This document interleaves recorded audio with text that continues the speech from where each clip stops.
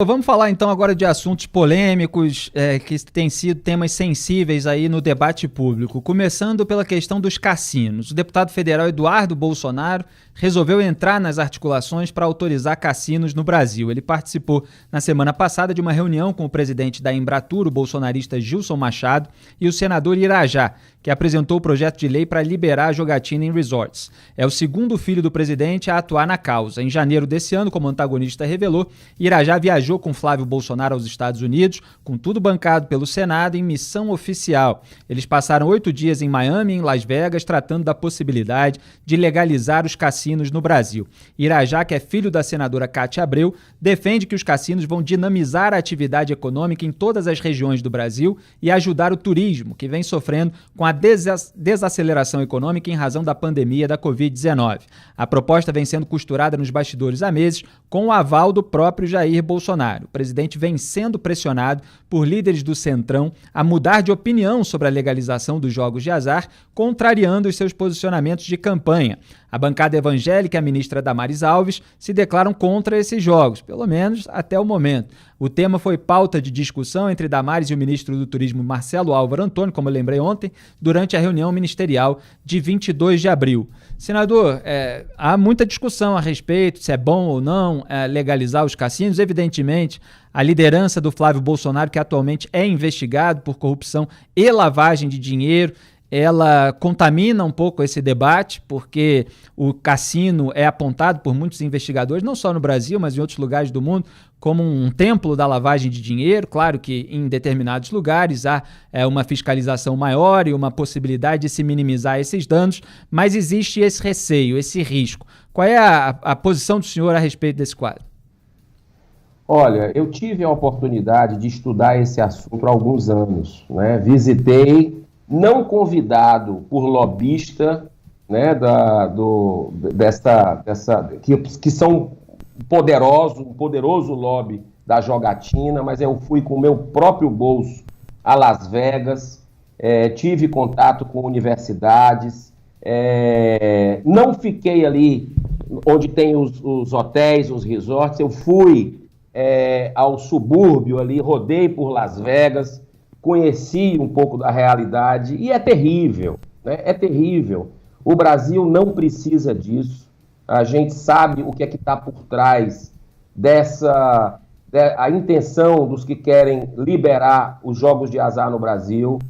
O próprio Deltan Dallagnol fez artigos sobre isso, né, que foram publicados em grandes veículos de comunicação. Os procuradores sabem, a Associação dos Policiais Federais já manifestou uma posição clara contra a liberação de cassinos. A própria PGR, né, também já por várias notas técnicas contra a liberação dos jogos de azar no Brasil, porque não tem como controlar. Vai ser uma porta, Felipe, e todos que estão nos assistindo nesse momento. É uma porta escancarada para lavagem de dinheiro. É tudo aquilo que os criminosos do colarinho branco querem quando o cerco está se fechando para eles.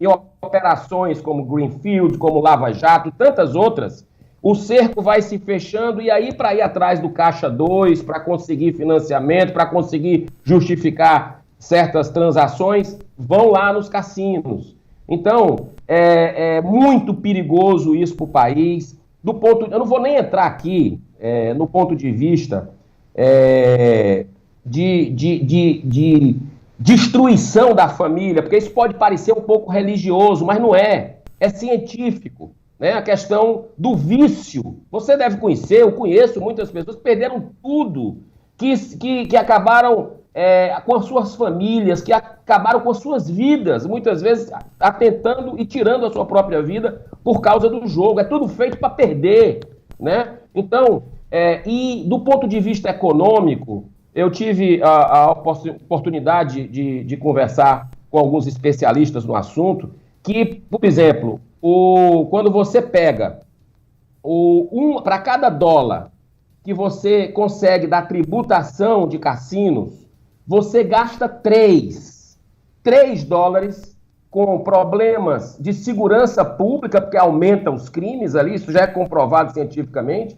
aumenta problemas de saúde mental também das pessoas, problemas que vai repercutir aqui no Brasil no SUS, né? Então, tem consequências graves para a sociedade.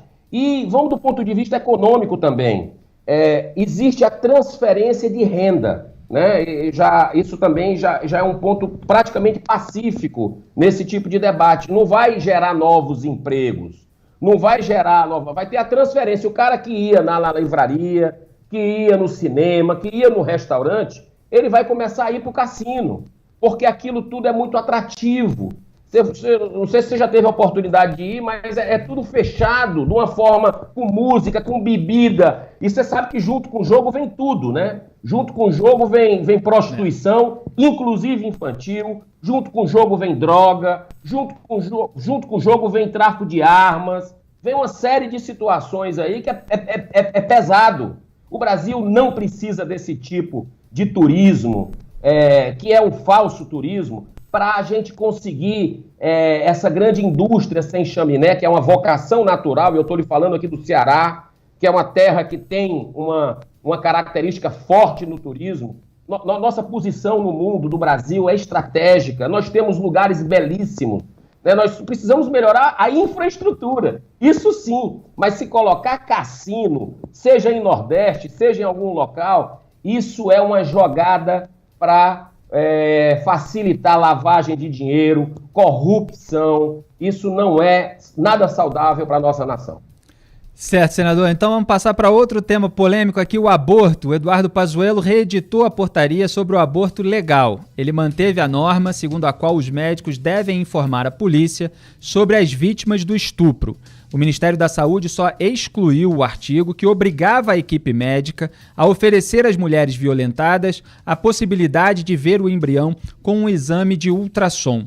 O senhor tem se posicionado também a respeito dessa polêmica? É claro que o caso da criança de 10 anos estuprada, que levou ali uma parte mais radicalizada da militância bolsonarista a fazer toda uma manifestação dentro de um quadro bastante sensível, gerou uma grande repercussão aí no debate público e acabou trazendo de volta, inclusive, esse tema que lá nos Estados Unidos, nesse momento, está sendo muito debatido em razão da vacância, em razão da vaga ali aberta na Suprema Corte americana para a indicação do Donald Trump, que pode indicar uma pessoa contrária à legalização do aborto. Então, sempre me pareceu aí que essa questão do aborto nos casos de estupro tinha algumas nuances, porque as pessoas às vezes podem pensar, mas basta então dizer que se foi estuprada para conseguir o aborto, e aí ninguém vai verificar realmente se houve o estupro ou não. E aí você tem pessoas que defendem o aborto até a legalização total e usam muitas vezes a legalização do estupro para tentar avançar essa pauta. E aí falam que a mulher já está tremendamente abalada e acabam colocando fora de cogitação a hipótese de qualquer mulher mentir a respeito do que aconteceu com ela. Então tem todos esses elementos aí que são colocados em debate para que a lei possa continuar sendo aplicada de uma maneira mais específica. Então como é que o senhor vê esses casos? Vamos lá, Felipe. Uma coisa que caracteriza muito o nosso mandato, você tem acompanhado isso, é a independência, né? Nós votamos e nos posicionamos sempre a favor do Brasil. Então, tenho minhas críticas ao governo federal em algumas áreas, mas acredito que essa postura do Ministério da Saúde é louvável e merece elogios, porque ela está à luz da ciência, ela está à luz da legislação. Não se trata da questão de aborto.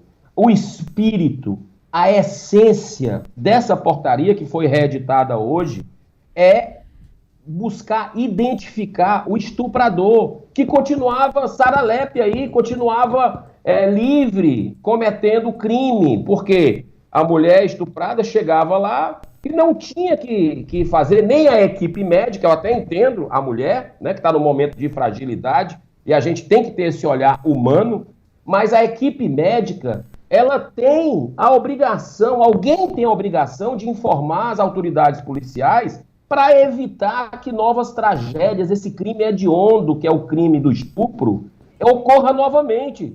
senão você vai deixar livre, solto o agressor. Então, o espírito dessa portaria do Ministério da Saúde, eu quero aqui publicamente parabenizar o ministro Pazuello por essa portaria, porque ela restaura um equívoco que vinha desde 2005 e que em 2018, numa lei votada no próprio Congresso, já previa essa notificação policial. É uma questão de defesa da mulher contra esse crime hediondo do estupro, que tem que parar. Então, eu enalteço o bom senso dessa reedição, porque ele deixou os pontos essenciais, tirou a questão do ultrassom, que era questionável, mas isso na prática já acontece, porque é uma normativa do próprio Conselho Federal de Medicina ali, dos médicos, de fazer o ultrassom. Se a mulher pedir, quiser, vai receber. Mas tirou isso, que era uma polêmica grande, mas manteve algo que deve continuar, porque isso vai punir o responsável por esse crime hediondo. Certo, senador. E a questão da maconha, agora só para a gente concluir essas pautas polêmicas. O senhor apresentou, me corrija se estiver errado, ao Ministério da Saúde na sexta-feira um manifesto sugerindo que o Sistema Único de Saúde, o SUS, inclua os remédios à base de canabidiol, CBD, que é uma das substâncias da maconha, cannabis sativa, na lista de medicamentos fornecidos gratuitamente aos pacientes que fazem uso desses produtos em seus tratamentos. Segundo o manifesto, que conta com o apoio de 28 senadores, com a anuência do Conselho Federal de Medicina, o CFM, os médicos brasileiros têm feito a prescrição do uso do CBD, principalmente para tratar epilepsias refratárias em crianças e transtornos como esquizofrenia, mal de Parkinson e ansiedade, entre outros. O texto cita haver melhoras nesses pacientes, principalmente para a redução da frequência dos episódios de crise convulsiva. Senador, há também muita discussão a respeito de tudo que envolve maconha, que aí já se parte para a discussão da legalização das drogas. No entanto, há componentes que podem ser usados para fins medicinais.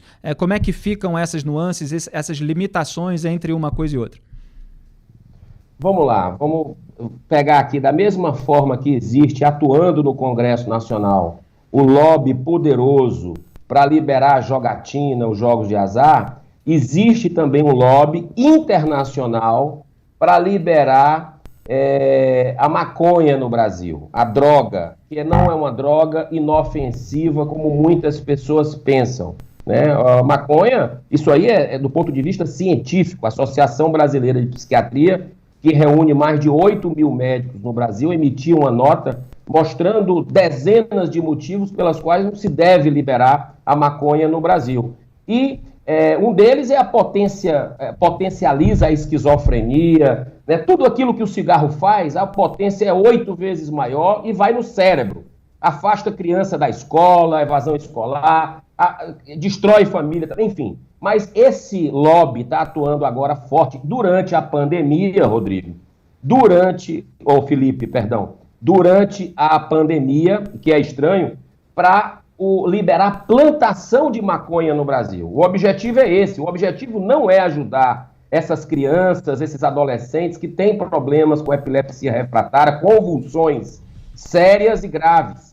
Tanto é que eu tenho um projeto de lei desde o ano passado parado lá no Senado Federal, e eu peço para votar e não votam de jeito nenhum, que é para que essas crianças recebam gratuitamente pelo SUS o medicamento feito em laboratório, ou seja, não precisa plantar. A tecnologia avançada já dá para fazer de forma sintética esse medicamento, que já existe, já é produzido no mundo inteiro. Inclusive no Brasil, já começou o processo de classificação para os testes para ser liberado. Então, o objetivo é plantar. E aí você sabe o que é que está por trás, né? Tornar o Brasil o maior produtor e exportador de maconha do mundo. E não interessa quantas gerações nós vamos perder de jovens brasileiros, porque essa exposição, a própria Polícia Federal já foi clara e disse que não tem como controlar isso, né? Outras instituições também, o próprio CFM, outras não percebem essa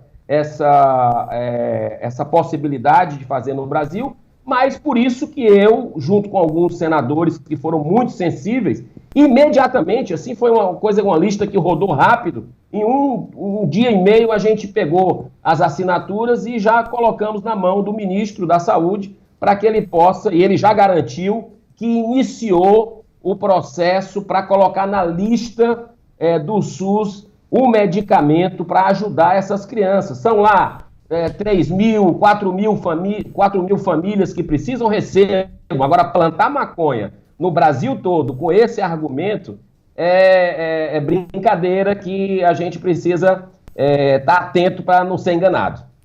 Senador Eduardo Girão, muitíssimo obrigado pelos esclarecimentos aqui sobre tantos pontos polêmicos e mais adiante, quem sabe o senhor participa de novo aqui do Papo Antagonista, é sempre um prazer. Senador Eduardo Girão do Podemos do Ceará, boa noite, bom trabalho.